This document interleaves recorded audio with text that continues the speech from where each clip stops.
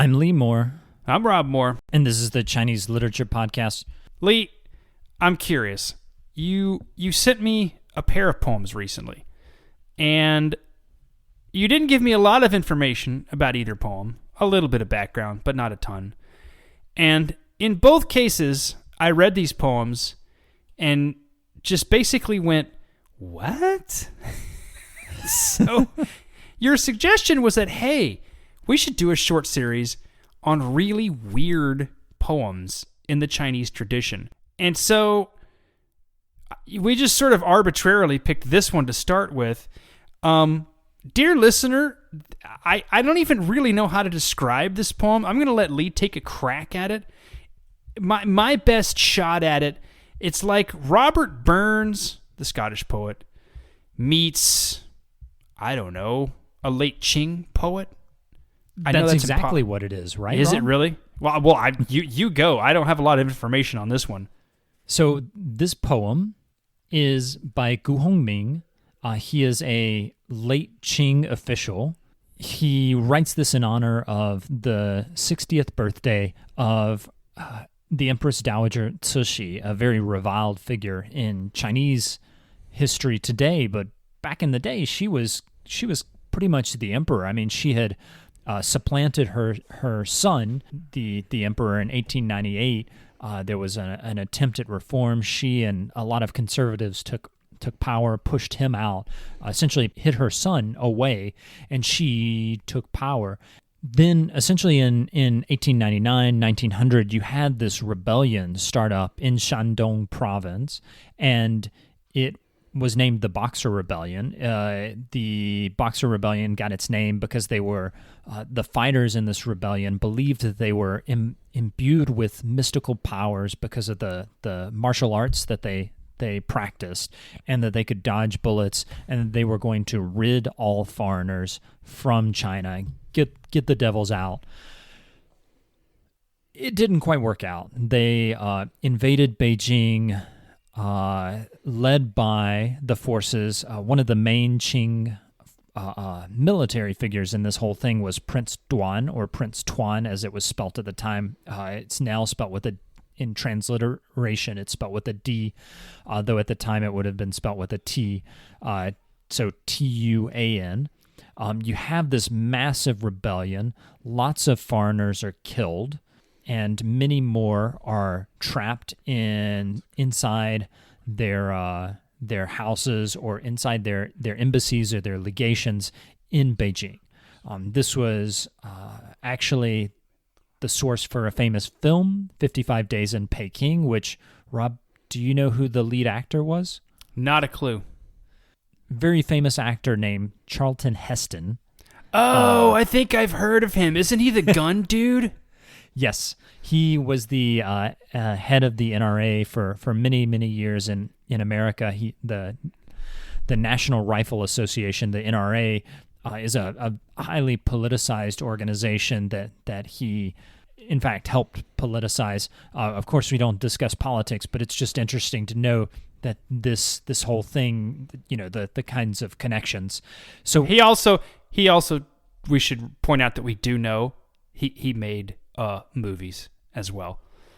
We're making a joke. In case the dear listeners like, did they really not know that he did stuff besides the gun thing? We do know. I'm just throwing it out there.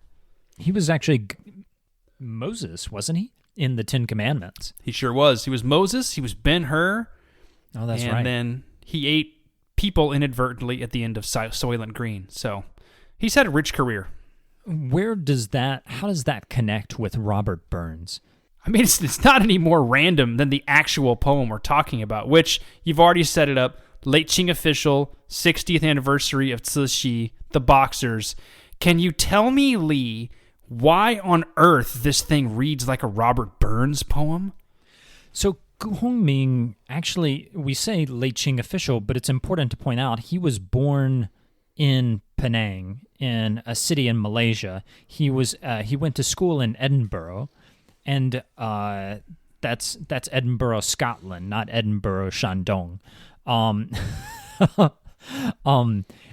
so he was educated in this period where Robert Burns was kind of a god to Scottish poets. I mean, Robert Burns, of course, is the poet who wrote Auld Lang Syne, the song that everyone sings to ring in the new year. He is this fantastically important figure in Scottish poetry. Gu, in writing this poem, which we found the source for this poem is the papers from Viceroy's Yamen. It's an English language work on Gu's career in the Qing, and it's just completely random.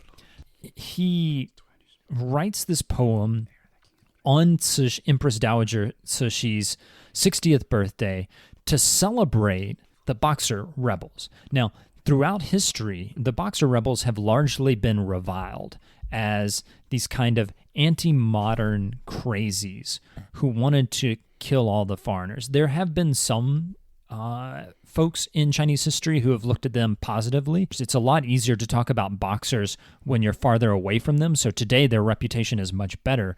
But these are kind of like to put it into an American context, these are the Chinese equivalent of deplorables or very low class people, and I mean class not in a pejorative sense, like I'm insulting them, but they are a very low class.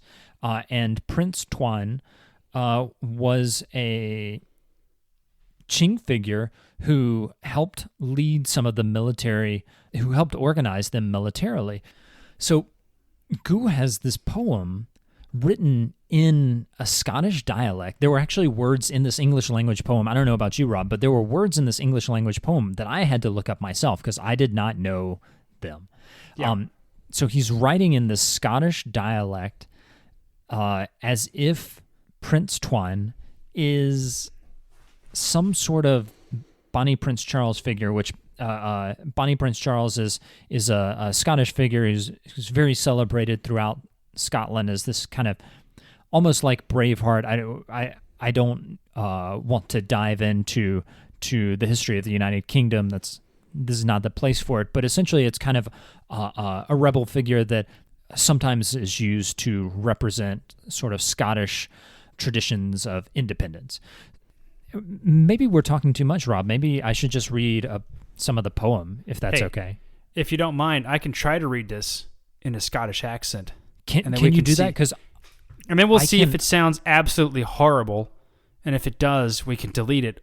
Or, dear listener, or even more fun, dear listener, you can write us and tell us what you think, if my Scottish accent is the worst ever or not. Please, I know we have a couple of Scottish listeners, so please insult us. I'm going to do my can. best, and then if one of you would care to record yourself reading this in an actual Scottish accent, that would be great. But this is the kind of poem it doesn't seem to make much sense unless someone at least tries it, so I'm going to try it. Are you ready?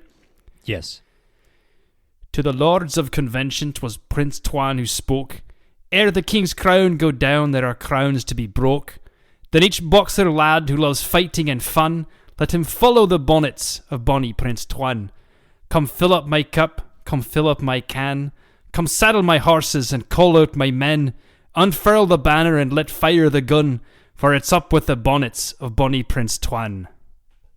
That's the first stanza. I don't know if I dare go much further than that, but you get the idea, right? I mean, I think we should go a little bit further. All right. I'll tempt the fates and keep going here. That was really good. I'm very impressed. Well, I think it's impressed because you can't do it. I feel like if there's any Scottish listeners, they're like, oh no, they're gonna be punching us if they're kidding me. All right, I'll keep going. Prince Tuan, he is mounted. He rides up the street. The yells they shout backward, the drums they beat. But Li Hong Chang, Douce Man said, "Oh, please, sir, man, we will try to get rid of that devil of Prince Tuan. Come fill up my cup, come fill up my can. Come saddle my horses and call out my men. Unfurl the banner and let fire the gun, for it's up with the bonnets of bonny Prince Tuan." And we're not going to go through and read the whole thing. We will put the whole thing on the website. Yes. But this poem is amazing because it's, he's talking about Sichuan, he's talking about Shanxi, he's talking about the Zhangs of Hubei, the Lius of Hunan. Rob, how do we deal with this? It's so weird. This is what's funny about a weird poem series. You as literary scholars, we're used to a certain degree of weirdness, but there's a line, and after that line, you're like, I don't know, man. What do we do with this? Because, there's a long history of Chinese, either people coming directly from China or people immigrating from China, etc., using foreign languages to write poems about China. They're very rarely as dialectic based as this one. And it's such a strange comparison. Can we think of an analog in English like that our American listeners would be familiar with? It's almost like having someone copying Yankee Doodle Dandy to talk about the Tiananmen Square protests or something. Like, it would be so weird. I was going to say maybe this would be like the equivalent of a translation of Lao Tzu's Dao De Jing as if it were a country song. Something like that, yeah. Because of course, one of Robert Burns' calling card was this ability to combine dialect and art. Not that the two are mutually exclusive. I'm playing off sort of a popular awareness. But frequently, art is perceived as a highfalutin thing. Right. Highfalutin equals high class, which high class generally equals like the most important dialect, which is the standard language. It's important to keep in mind that all languages are dialects, and that everyone speaks a dialect, even if you speak the King's English or standard broadcast American. That's just another dialect that's been elevated above the others for reasons of power and other things. Those are all just accents. So the reason that Chinese people wouldn't write a poem in English in a dialect is just because it's not all that powerful. Scottish represents, to put it quite bluntly, and I think Scots would agree with me on this, they represent the losing end in that United Kingdom duel between England and Scotland. And so I suppose that would be why I'm curious is not that it's in a dialect, not even that it's in a non-Chinese dialect, but now if you did that, there would be, well, perhaps less in Xi's China, but at least a couple of years ago, if you'd done that, there'd be a certain amount of status that came with making China look great by using a foreigner's language, right? But when he's writing this, that's not really the case. This is, we're at least a decade or so away from everyone needing to be able to access foreign languages in order to be cool and cultured. This is still coming out of an era when that's not really a cool thing to do. So what's to be gained from doing this? My question? What did the Empress Dowager think of this? Wow. Could she even understand it? Maybe that's why he did it, so she wouldn't understand it. Maybe. No, I mean, as far as I know, the Empress Dowager did not speak English. She certainly did not speak the Scottish dialect of English. So this would have been completely incomprehensible to I have a thought, actually, and I'm sorry I'm interrupting you, but this is the sort of thing that you have to express your thoughts or else they slip away. So the Chinese poetic tradition is a very long history of drawing off of actual song lyrics or writing poetry set to like melodies, actual musical melodies. So in Chinese literary tradition, having something that feels fairly sing-songy and, well, sort of like this, right, is not necessarily a low-class move. And making sure that people can sing it is kind of an honor all on its own. So it's possible that maybe when he's writing this, he's thinking, fine, but what if I write a poem like this that the Scots can sing? Imagine having a foreign country singing this poem about your culture. There's something more active and energetic about it. I just want to point out this poem is actually even weirder than that. Scots were killed in the Boxer Rebellion, so to have him singing this song celebrating the Boxer rebels in a Scottish dialect, and it's in celebration not only of a movement that killed Scots and other foreigners, but it's a movement that defined itself as anti-foreign. It's so weird because why would you use a foreign language? Whether or not it's Scots or standard English, why would you use a foreign language to celebrate a movement that was anti-foreigner, that was about tearing up all of these foreign confangled railroads and getting these dang nab foreigners out of our country. Why would you? What's the point of writing that in English or in any foreign language? So first, I'm impressed at how you stepped over the profanity landmines in that last couple of sentences. That was impressive. But second, maybe the using a foreign language is the late Qing equivalent of a middle finger to the foreigners. Like, I'm going to write praising this guy who tried to kill foreigners by using your dialect, and it's going to sound like your favorite poet. I don't know. I maybe too sophisticated or snarky. Those aren't two terms that necessarily go together, but whatever. I'm going to use them. But that could be at work here. But one of the I have to say this too. This is one of the reasons I absolutely love the late Qing. Has there been any more random period in Chinese arts and letters than the late Qing?